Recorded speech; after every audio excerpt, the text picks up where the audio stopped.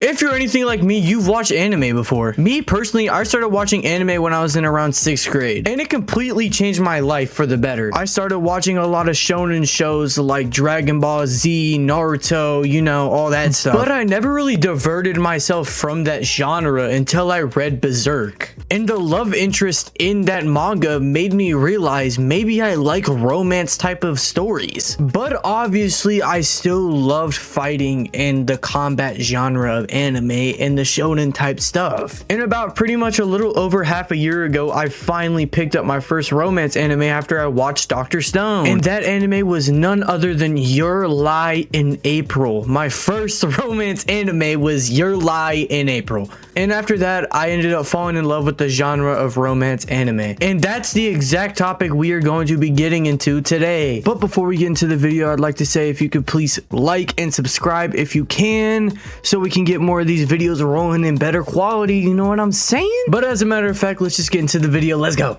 You see? You're not in your mother's shadow at all. You're just yourself. And the best part is you don't have to do anything. Change all you want, or don't change at all. You're you, no matter what.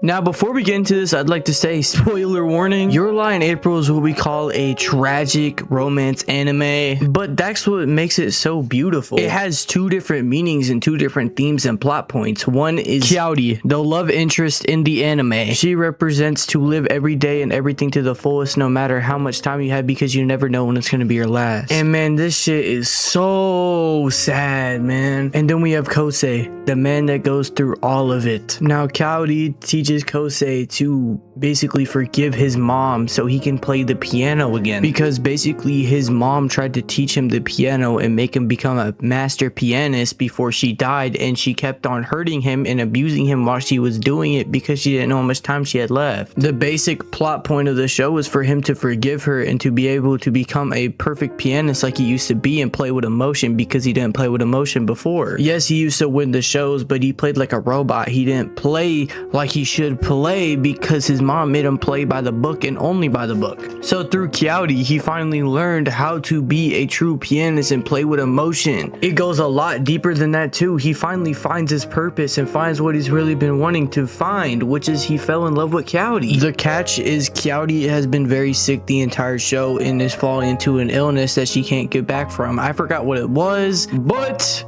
she ends up getting a surgery to fix it. But the tragic part happens and she ends up dying. After this, she leaves one final message. I told one single lie. Are you ready for it? Here it comes. Kaori likes Watari. Wait, what? Shocking, right? But I'm glad I told it.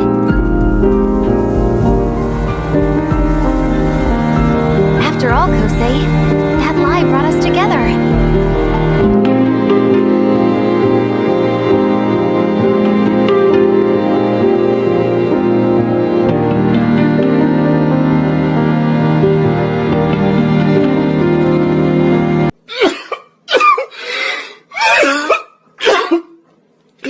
A lot of people misrepresent romance anime and they think of it as like this gooner stuff and this gooner shit, but it really isn't like that. I mean, there obviously are romance animes that are very gooner heavy. Like if you really do your research, you can find animes that really can change your life and are actually one of the best animes you'd ever watch. Like for me, my favorite romance anime I've watched would either be Bunny Girl Senpai or Clannad. And while Bunny Girl Senpai sounds like an insane title, I know, I get it, but that could not be further from the truth. Bunny Girl Senpai is one of those animes where you don't have to wait a million episodes for the confession. They get together in about 1 to 3 episodes. But that's not the point I'm trying to make here. The point is that Bunny Girl Senpai is not a gooner anime and it focuses on quantum mechanics or quantum entanglement. And for all you casuals like me who are like, what the fuck is this? It's basically referred to in the show as puberty syndrome. And this puberty syndrome can happen whenever someone meets a conflict or trauma in their life. Like with one of the characters, Shoko, she eventually has a heart disease and she lives the body of a college girl or a high school girl because she wasn't able to grow up and be like that, so she imagined that happening, and that came into fruition with puberty syndrome. I know, it's pretty complicated to understand, but if you actually watch the show, you can truly understand it. A more ground example of this is my sister. She gets jealous of her sister for being so much famous that she is, that she imagines her being her own sister,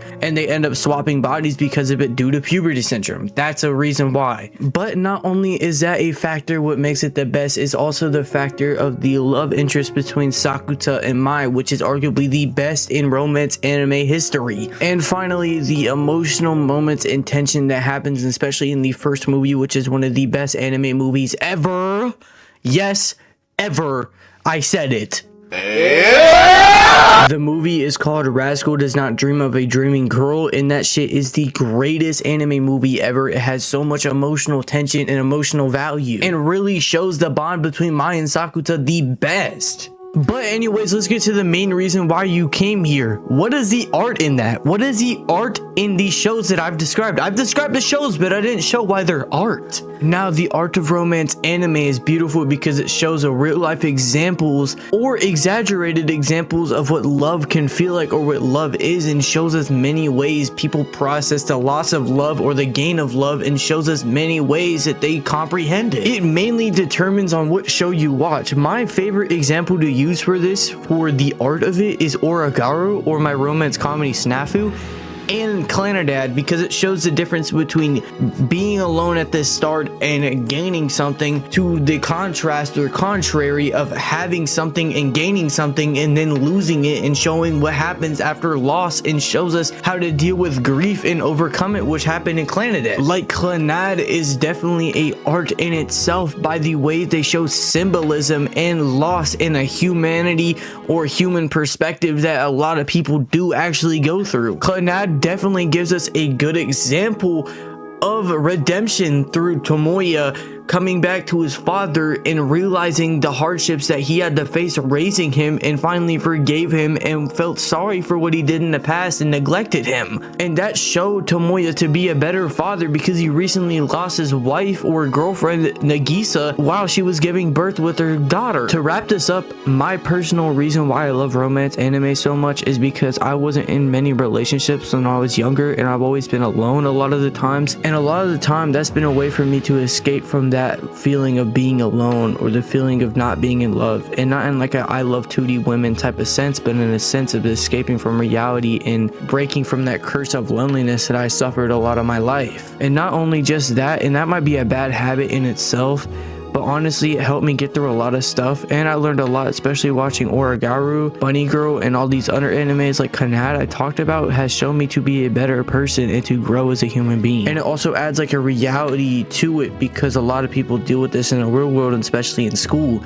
And if you don't like those romance animes where it's like, oh, I'm an 18-year-old in school, or I'm in junior high, or all these things where it takes place in school, you can always watch stuff like Darling in the Franxx. If you made it this far, I just want to say thank you to anyone that has made it this far in the video. This has been a banger to make. I love making stuff like this and anime type stuff. I'm gonna be doing this a lot more in the future. If you like this video, make sure to subscribe and leave a like or a comment after this video. You don't have to, I'm just asking if that's okay. And if you're still here, comment your favorite anime. Anyways, I love you guys. Make sure to love yourself and love your neighbor. Peace out. Love you boys. Blake is out. Subscribe to Blake. Subscribe to Blake. Subscribe to Blake. Subscribe to Blake.